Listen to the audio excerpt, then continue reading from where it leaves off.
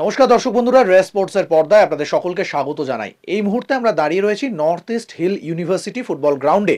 আপনারা গতকাল বাংলাদেশ ফুটবল দলের যে অনুশীলন দেখেছিলেন সেটা কিন্তু এই মাঠেই অনুশীলন হয়েছিল এবং আজকেও বিকেল 4টে থেকে একই সময় এই মাঠেই অনুশীলন হওয়ার কথা ছিল।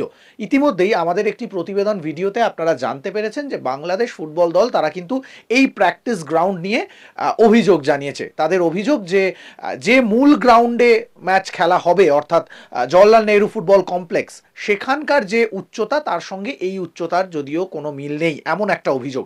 বাংলাদেশ ফুটবল দল গতকাল এই গ্রাউন্ডে অনুশীলন করেছে। এবার গ্রাউন্ডটা যদি আমরা আপনাদেরকে দেখাই তাহলে কিন্তু দেখতেই পাচ্ছেন এটা একেবারে ন্যাচারাল গ্রাসের মাঠ এবং হয়তো ঘাস খুব একটা পুরু নয়। যদি এই মাঠটাকে আমরা বিশ্লেষণ করি তাহলে একমাত্র একটু আনইভেন বাউন্স রয়েছে, যেহেতু পাহাড়ি মাটির ওপর তৈরি, সেক্ষেত্রে এই মাঠটার মধ্যে কিন্তু একটু আনইভেন ব্যাপারটা রয়েছে। বাকি যদি এই ঘাসটা আপনারা দেখলেই বুঝতে পারছেন, ঘাসের মধ্যেও কিন্তু কোনো রকম রাফনেস নেই, এটা কিন্তু একেবারে স্মুথ ঘাস।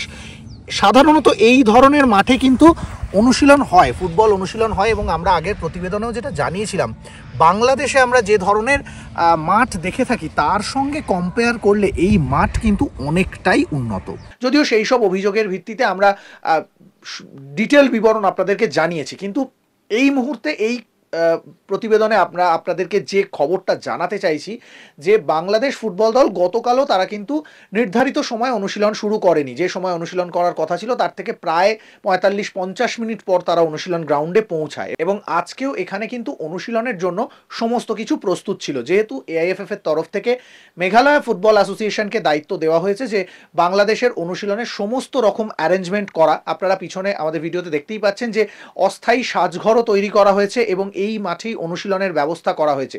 সেই মতো আজকে কিন্তু সিকিউরিটি থেকে শুরু করে মেঘালয় ফুটবল অ্যাসোসিয়েশনের যিনি তত্ত্বাবধায়ক, যিনি এই অনুশীলন তত্ত্বাবধানা করার দায়িত্বে রয়েছেন, তিনি উপস্থিত ছিলেন।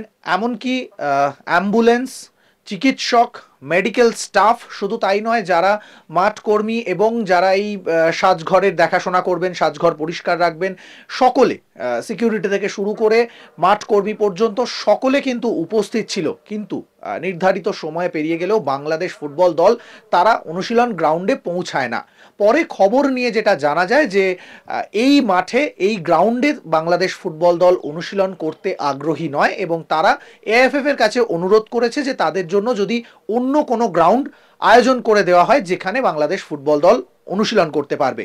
সূত্র মারফত খবর যেটা জানা যাচ্ছে যে এআইএফএফ মেঘালয় ফুটবল অ্যাসোসিয়েশনের সঙ্গে কথা বলে পোলো গ্রাউন্ডে, অর্থাৎ যে মেন গ্রাউন্ডে ম্যাচ খেলা হবে জওহরলাল নেহরু ফুটবল স্টেডিয়াম, তার পাশে শিলং লাজংয়ের যে ফুটবল গ্রাউন্ড আছে আর্টিফিশিয়াল টার্ফ, সেখানেই অনুশীলন করার ব্যবস্থা করে দিচ্ছে এবং সন্ধ্যা 7:30টায় সম্ভবত তারা অনুশীলন শুরু করবে। যদিও এই ব্যাপারে এখনো পর্যন্ত কোনো অফিসিয়াল অ্যানাউন্সমেন্ট হয়নি বা